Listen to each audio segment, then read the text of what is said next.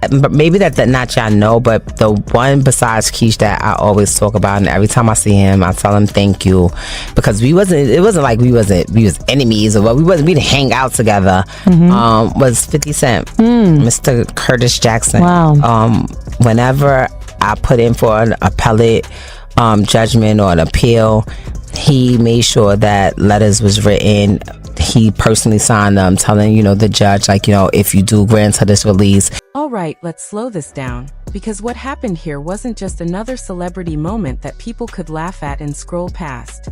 This wasn't messy entertainment, and it didn't feel like someone chasing attention or clout. What unfolded on that live stream felt heavy, uncomfortable, and painfully real in a way that made it difficult to watch, even harder to ignore. When Papoose went live, the mood shifted immediately. There was no dramatic intro, no upbeat energy, no jokes to soften the moment. He didn't look angry, and he wasn't trying to be theatrical. He looked tired. Not the kind of tired that comes from lack of sleep, but the kind that settles into someone who has been carrying too much for far too long. The kind of exhaustion that comes from holding things in, from choosing silence again and again until silence becomes unbearable. You could tell this wasn't planned for shock value. It didn't feel rehearsed or strategic. It felt like a moment where someone had reached a breaking point, where staying quiet felt more painful than finally speaking out. As people joined the live, the comment section began moving quickly. Familiar names popped up. Faces people recognized appeared quietly in the viewer list. Remy Ma was there. Fat Joe was there. Others hovered in the background, watching without saying much. Viewers tried to understand who was present and why. It felt like a room slowly filling up before something serious was about to be said. There was a tension in the air, even through a screen. And then Papoose began to speak. Not yelling, not ranting, just talking. His voice was calm, but there was something hollow beneath it, like he already knew there was no turning back from what he was about to say. It was the kind of calm that comes after someone has already cried every tear they had. This didn't feel like gossip spilling out.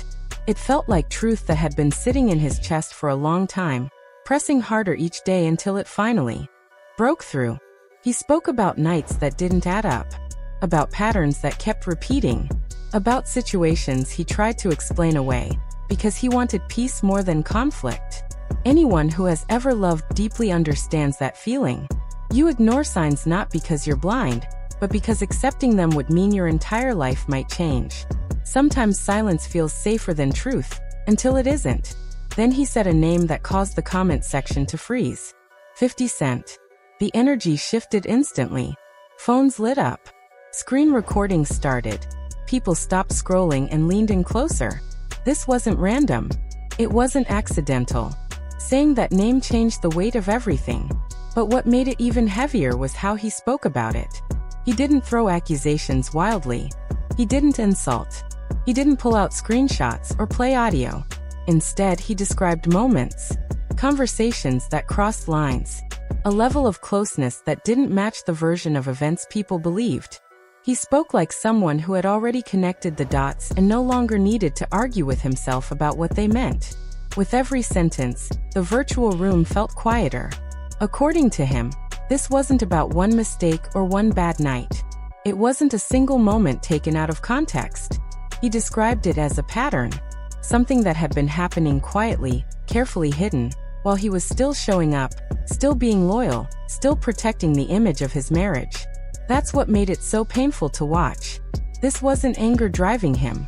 It was disappointment. It was grief.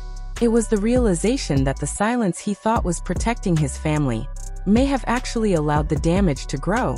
Then the conversation took a darker turn. He said the situation didn't stay between adults. He said it touched his family. And the moment those words left his mouth, the tone of the live changed completely. This stopped being celebrity talk. This became something deeply serious. His voice cracked. His breathing changed. The control he had been holding on to started slipping away, not dramatically, but humanly. The kind of moment that makes viewers uncomfortable because you realize you're watching someone break in real time. The comment section didn't know how to respond. Some begged him to stop. Others begged him to keep going. Everyone felt the weight of the moment, whether they wanted to admit it or not. This wasn't a performance. This was a man realizing that his silence hadn't protected anything. It had only delayed the reckoning. When the live ended, it didn't feel like closure. It felt like the beginning of something irreversible. Clips spread immediately. Before he even logged off, pieces of the stream were everywhere. People began debating what it all meant. Some believed he was finally telling the truth. Others believed he was unraveling under emotional pressure. But almost everyone agreed on one thing. This moment didn't come out of nowhere. It had been building for a long time.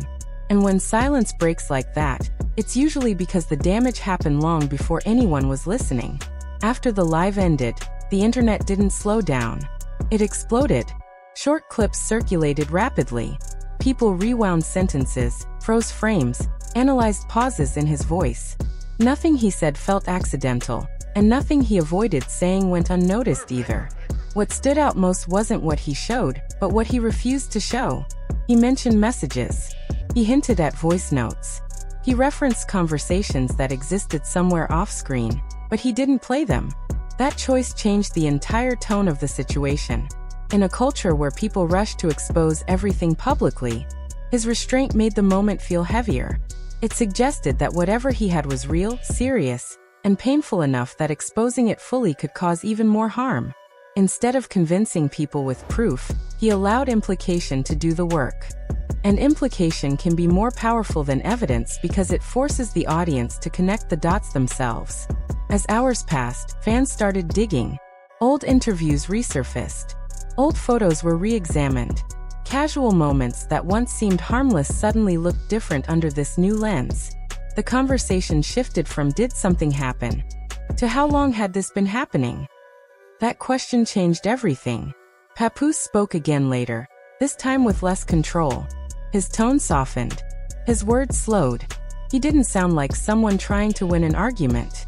He sounded like someone trying to understand how his life had quietly shifted into something unrecognizable. He talked about trust, about choosing to believe a version of reality, because questioning it would have shattered everything he was trying to protect. He admitted there were signs he ignored, not because he didn't see them, but because he didn't want to believe them.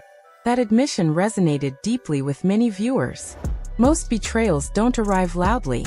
They arrive slowly, hidden inside excuses, scheduling conflicts, and nothing to worry about, explanations.